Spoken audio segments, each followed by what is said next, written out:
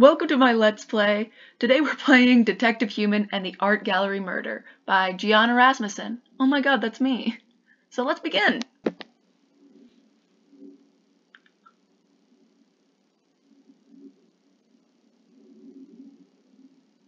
So that was actually the easiest part to make. So you can see as you hover over, we just do they have outlines, they talk,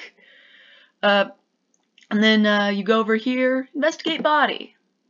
What do you think you're doing? So then you just have these talk options, you can see, and then a new thing, so you can see that there's a different page here. So then we go back and it saved the page, which we will see in later why that is and how that works. So you just show this and then you get another one, show this, bam, you're good to go, and now you have your access to your profiles and your inventory. You can click on those.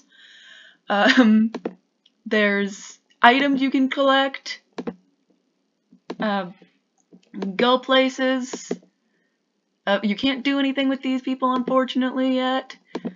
So I'm just gonna collect what I need, and then whoop, you can investigate here. And what you'll want to do is you can show the millipede, show the person, like Detective Sebi, and he'll make commentary. And the demo is when you show the poison. Now let's just restart real quick, and I'm gonna go back to gallery to show that your inventory has been emptied out. But look here,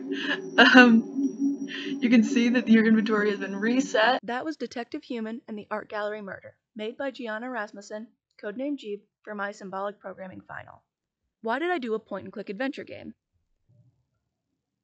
Wizard Quest was probably my favorite thing to do in this class. Coding Wizard Adventure, Wizard Quest, whatever you call it, I loved it. However, I kept thinking it was going to lead up to a point-and-click adventure. And when it didn't, I decided, you know what? I'm going to make a point-and-click adventure. And I'm going to base it off of my webcomic on Webtoon, Andy Bass. But Chibi, you might be asking, why would you do that to yourself? Especially since you pitched this without knowing how to implement a web server with Lisp. Because I'm dramatic like that, that's why. This entire project was, in short, a challenge. I went in having not used HTML, CSS, and JavaScript in over a year, and the instructions for setting up Acerb and using web actions were hard for me to follow.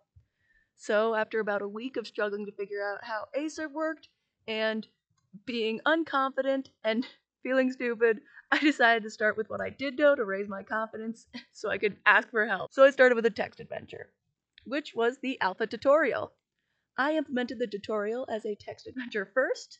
Unlike the wizard adventure, I initially planned to have two sets of collectibles that I wanted to keep separate, inventory and profiles. I split the actions the players can take into 3 areas. I didn't want the players to be able to do everything at once, so I made them dependent on each other. If the players had not spoken yet, they couldn't show a profile. If they hadn't shown a profile, they couldn't present an item.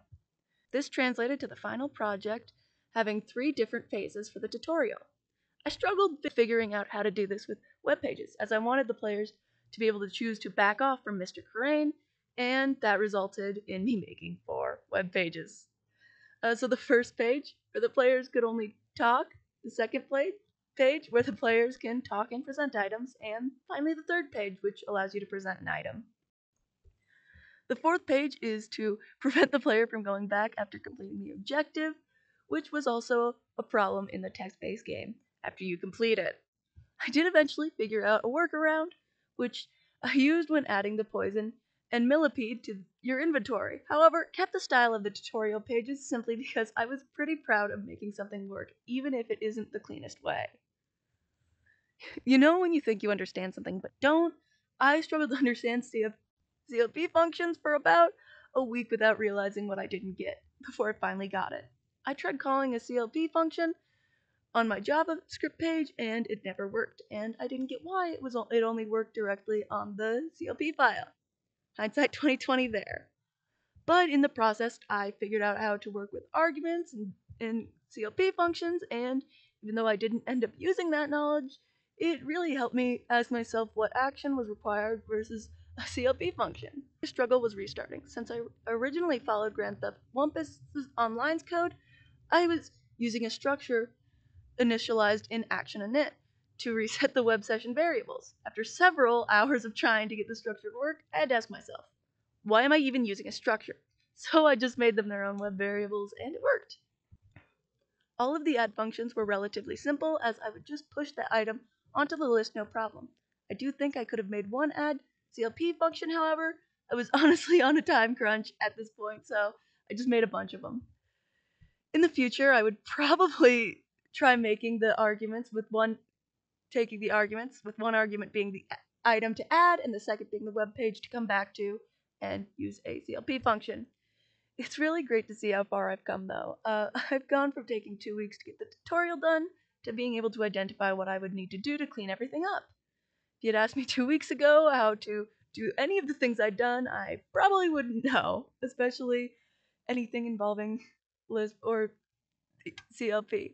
There are a lot of things I don't fully grasp still and would like to keep trying, but I'm really happy with my progress and new understanding.